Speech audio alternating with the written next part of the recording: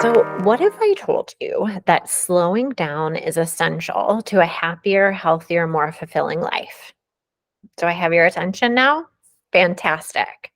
In this episode of The Modern Domestic Woman, you will learn 5 benefits to slowing down and 5 practical ways to slow down your life. Let's dive in. So, I'm here with licensed clinical social worker and the official mental health advisor of MDW, Carrie Summers of Wildflower Healing and Wellness in Wheaton. And she's going to talk with us today about the power of slowing down and embracing the benefits of taking it easy. So, welcome, Carrie.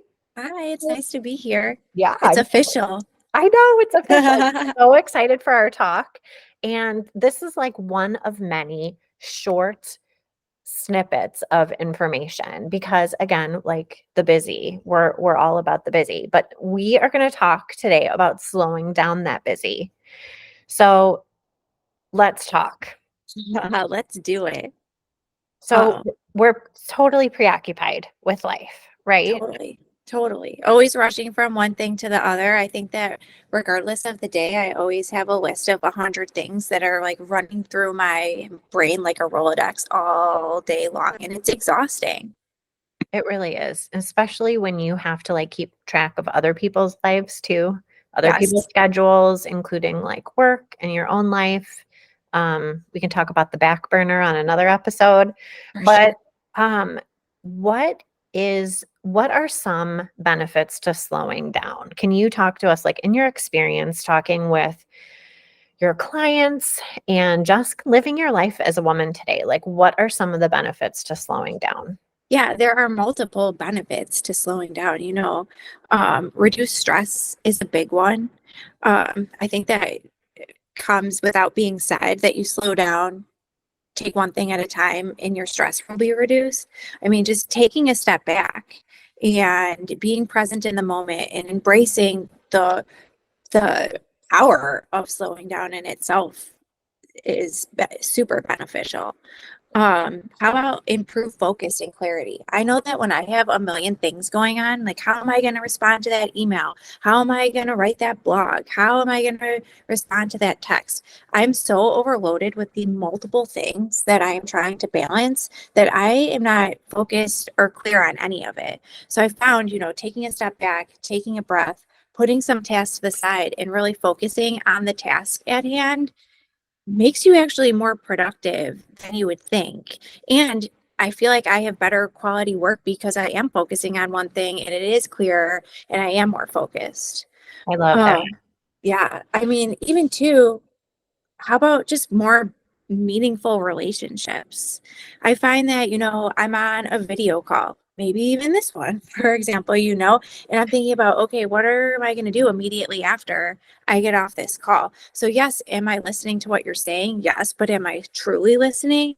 And I think that people catch on to that when they feel that they're just not being heard or they feel like you're somewhere else while they're talking. Or Mhm. even, too, I notice, I'm at an activity with my daughter. Am I present in that activity? No, because I'm there watching her play and thinking about the email that I have to send or the phone call that I have to make, the bill that I have to pay. So just setting that aside and just being present, I notice even too, my interactions I feel are more positive and more, genuine. What else? Let's see. Improve physical health. When we are constantly moving from one thing to the next, it takes a toll on us. It takes a toll on our nervous systems. We have adrenaline and cortisol dumping through our bodies all the time. That takes a toll on our immune system. So the overall, better result in our health, our immune system can take effect from just like taking a second and taking a breath. And you know what? I think there's something to be said for like that chronic stress and chronic busyness year after year. Honestly, like on a cellular level, I went through several consecutive years of just stress after stress after stress. And as you're not slowing down because you're just trying to like stay above water or you're just trying to keep everyone alive in your house, that back to back to back stress is debilitating. For sure. I mean, even too, I notice when I'm moving really fast, I can't keep that up for a long period of time. I tend to get like I got strep throat the other week. I couldn't just, shake it. It was like a weeks long thing where it was just illness after illness after illness because we run ourselves down. And then you have like little kids who are exposed to all the germs out in the world. Don't get me started. We just started daycare last week and it has been one heck of a ride. Yeah. I mean, and we talk about that in our moms group all the Yeah. time, that like constant cycle of sickness that we're in and that it takes like a month to recover from. So as we're like just trying to make it through our busy lives and then we throw in illness in there, it's debilitating. For So sure. what So about like a greater appreciation for life, for sure. right? You slow down and you're able to enjoy that sip of coffee. You're able to take a breath in, go on a walk, enjoy the flowers are blooming all over the place now. Spring is here. Like, why not take in those little things? And you just miss so many things when you're running from one thing to the next. Mhm. Okay, so we've talked about like the benefits, right? And here at Modern Domestic Woman, I'm always about like practical ways to put that into practice because we all know what we should be doing. Yes, But do we do it? And how do we take small steps to like put that into action so we truly can be mindful of about like not being busy? for sure. One of my favorites that I have just seen on the news, I think it's just one of those really popular things now that like the younger generation can teach us is they're putting their phones on do not disturb. And I heard this and I was like, whoa, that makes sense. Because I know when I always have my phone on silent, but I'm constantly looking for notifications. And then there's like an urge in me that has to like look at that notification right away, regardless if it's a text or an email. And I almost have this sense of just like stress every time I get a notification because I don't know what it's going to be. But you put your phone on do not disturb, and it's like you're not expecting the notifications, you're not expecting the email. You'll answer it when you have time. There's Mhm. always time to answer it. It doesn't have to be right then and there. But that time when you're like always feeling like you're on call is Yeah. so stressful. We don't even notice it until you do things like put your phone on do not disturb. I love that one. I'm gonna try and do that because I feel like the notifications are a trigger for me. And I don't even have like an email notification on or my social. Like I turned those off a long time ago, but it's just like my text messages or like the phone ringing. Like those seem to be like a trigger for me to like, yeah, I can almost feel my body go like, so I feel like For that do sure. not disturb could be super helpful. I will for always remember the Outlook notification from a job that I had 3 years ago. Like I'm not even there anymore. And I hear somebody else's phone at the grocery store and I'm like on Outlook. And I'm like, Right? girl, chill. You don't Yeah. work there. For me, it's the Slack bubble, like Oh, good. yeah, which I have Slack right now, and no offense to like my coworkers, but it's like, yeah, I hear that and I'm like, oh, what's happening? Yeah. Another one, and I know this is like a trendy word, and I feel like when I say this with my clients, I get a little eye roll, which I get, but mindfulness. We hear about mindfulness everywhere, and there are so many different ways to practice mindfulness. So, doing a guided meditation, taking a walk. When I have breaks at work, there's this nice walking path. I like to like walk around it and just kind of like take it in and, feel the breeze, hear the birds, and just being aware of our surroundings in general.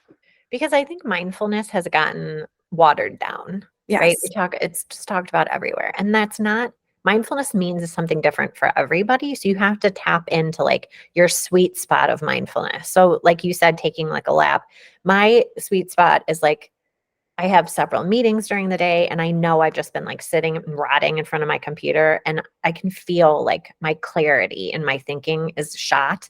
I'm like, you know what? I need to just do a lap around the block. And then I silence my phone during that Yeah. lap Do because not it disturb. exactly. It's perfect. And it's just I feel like sometimes I have to force myself to do it, but then after I do it, I'm like, okay, needed that big time.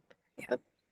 Another one that I like to do is intentionally practicing gratitude. And this is another one that I feel like we hear a lot, but it's something that you're not going to feel the benefit until you actually start practicing it. So Mm. I know that sometimes when I am just rushing all over the place, my attitude gets very negative, like, oh, I have to do this and I have to do that. And how am I going to fit this in? And every thought that I have after that is negative. Like, I'm going to enjoy the day when my self-talk is like, oh, I got to do that. Like, oh, I can't wait to be able to go home and like sit for 5 minutes. Even that is so negative.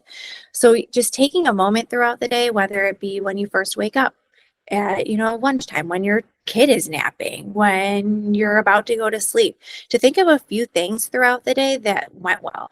I mean, like it could be something like celebrating something like a big promotion, but like I'm super grateful today.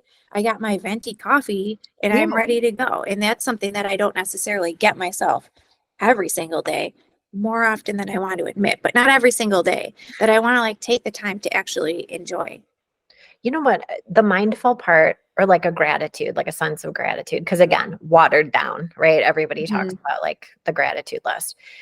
I have an account, my husband, Peter, is my kind of like accountability partner. And when we now this is it takes practice, right? But Yes. when we notice that one or the other person is kind of spiraling into like a shame fest or spiraling into like a complain fest, we're like gratitude list. Like we just say it and then we name 5 things. And it's almost like a grounding exercise, right? You're cutting off that like loop, that cycle of negative thought process or just crabbiness Mhm. and like cutting it off at the pass. So as you're trying to be less busy or you're trying to like lead a more peaceful life, we talk so negatively to ourselves and I'm right there with everyone else. Why can't we start to just cut those negative thoughts off and For like start sure. meditating on something positive? And I'm not talking about toxic positivity. That's a completely other conversation that we will have in the future, but it's about just recentering where you're at and saying, wait, hold on. This isn't who I am at my core. Let's have a little bit of gratitude for a second. Definitely. Another one, and this is beyond my favorite, I use this every week religiously, is planning out my week. So planning it out. I usually pick Sunday. I like to like start my week out on Sundays and just think, okay, these are the tasks that I have to do. I like to use an old school planner. I wish I had it. Otherwise, I would show everyone. Oh, Mine mine. is like an hourly planner where I like literally plan out the hours of my day. Like, when am I going to see clients? When am I going to do this? I take all the tasks that I have, I thought dump, which I know we're going to get into in a podcast, in a few weeks. But I take all the thoughts that are in my head, all the tasks that I have to do, and I strategically plan them out throughout the week. So when am I going to do the laundry? When am I going to return an email? Maybe I have time to do this on Wednesday. And I find that when I plan it out, I actually realize that I have more time to complete the tasks than I actually thought I did when I was keeping it all up in my head. Because Mhm. that mental load is just heavy. So get it out of your mind, get it out of your head. Yes, and I'm a huge supporter of like the brain dump. And for me, it's a Sunday too. Like that's when I put everything out on paper. Like for my work week, I actually dump all of my work thoughts down on a Friday afternoon. So I carve out like 30 minutes. Like I literally schedule a meeting with myself on Yeah, Fridays at work and I dump out all the things that I need to do and then I plan for work and then my personal stuff, I love the Sunday dump, right? Which I hate the word dump, but like I love the like that's thoughts. exactly what you're doing though. Right. You're just like vomiting out all that information because, yeah, like you said, that mental load, because then there's a sense of urgency that all has to be done now and at the same time. Mhm. And putting all that stuff and assigning it a time for it to be completed gives you permission that it doesn't all need to be done today or right now. Exactly. Then when I'm driving from one task to the other, I'm like, oh my gosh, I forgot to pay that bill. And I was like, wait a second. I'm going to do it Thursday afternoon at 4:30. I already planned for this. And you just genuinely just take a relax, take a breath. And you're Yeah, like, oh yeah, I've actually got it. I love that. Yeah.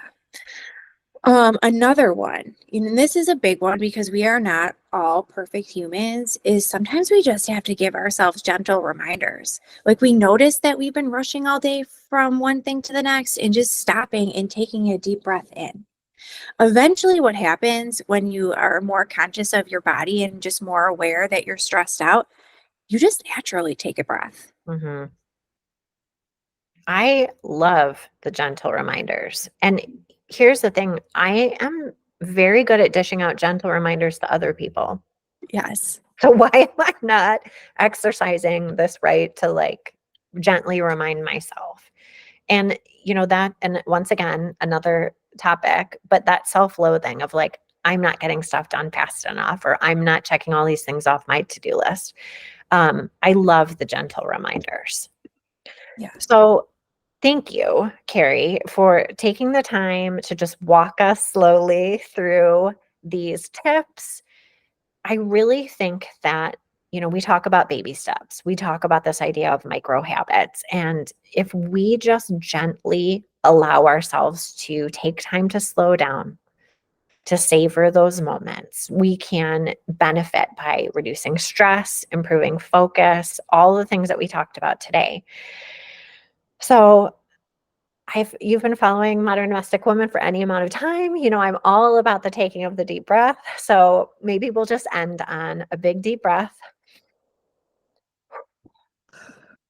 and let's just embrace that power of slowing down. So thank you for joining us today. Cheers. I'll be back. I'm part of the crew now. Yes, you are. You will be back, and we will be back next time with some more tips and some more ways to lead a more peaceful life.